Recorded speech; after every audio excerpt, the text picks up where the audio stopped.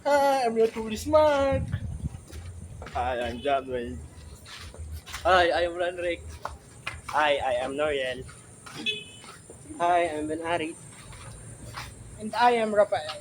I hope na mag-enjoy tayo at masatisfy kayo sa serbisyong ibibigay namin sa inyo. Pakita lahat tayo.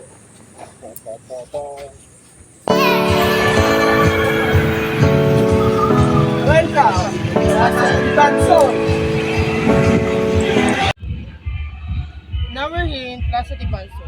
One of the most fun activities that we can experience is kayaking. Sa murang halaga at mag-enjoy ka.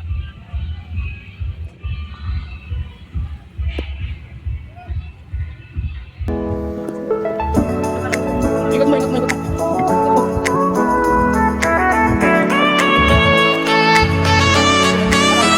This is another fun activities that we can experience like riding a chucho train.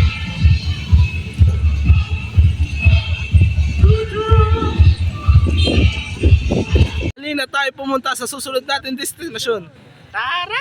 Ngayon at makikita natin dito ang landmark ni Jose Rizal.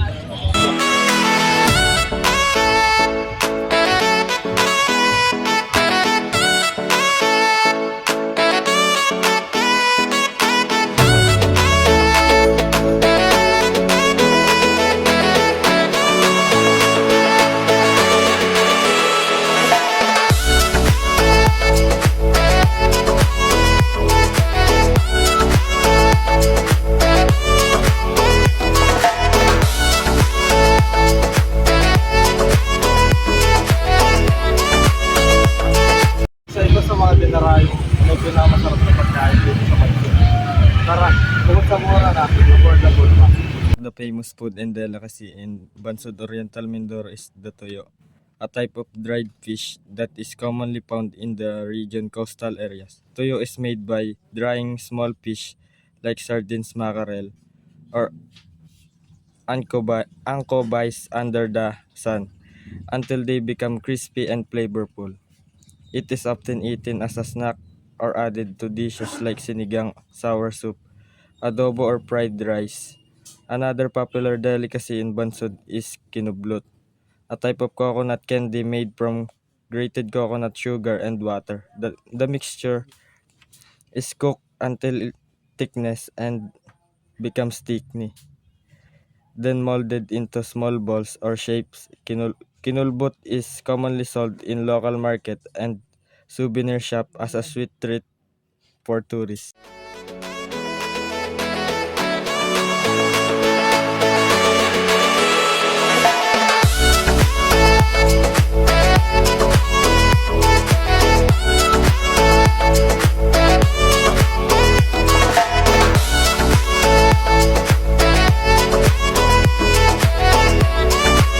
This is the Divine Savior Parish of Banso.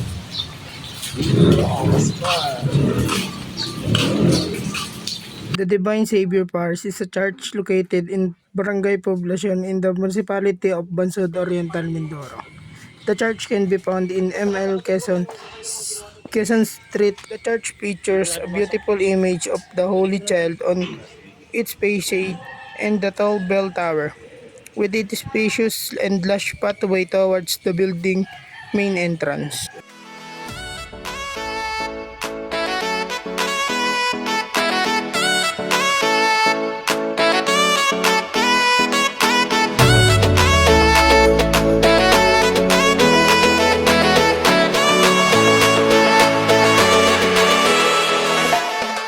I will feature the Parolan Festival that has place on December 1.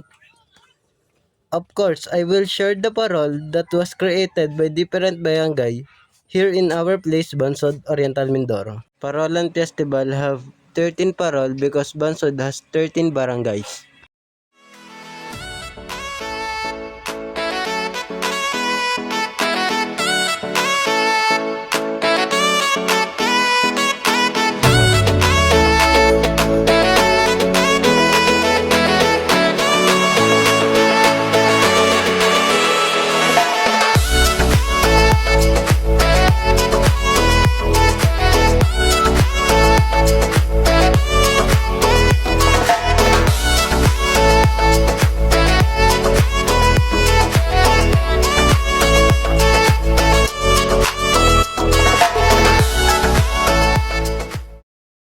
Unang pinuntahan namin ay ang magandang plaza ng Bansod. Pinakita namin dito ang mga aktibidad na may enjoy dito. Tulad na lang ng kayak at ang chuchu train. Pinakita din namin ang landmark ni Jose Rizal. At ang restaurant na kung saan makikita mo ang mga masasarap at patok na pagkain. Nagpunta kami sa isa sa matagal na simbahan dito sa Bansod na Divine Savior Parish. At pinakita rin namin kung saan nakakabili ka ng pasalubong at ang iba't ibang uri ng pasalubong. At ang huli, ipinakita namin ang Parolan Festival na kung saan ginaganap kada December 1. Ayun na lang at maraming salamat.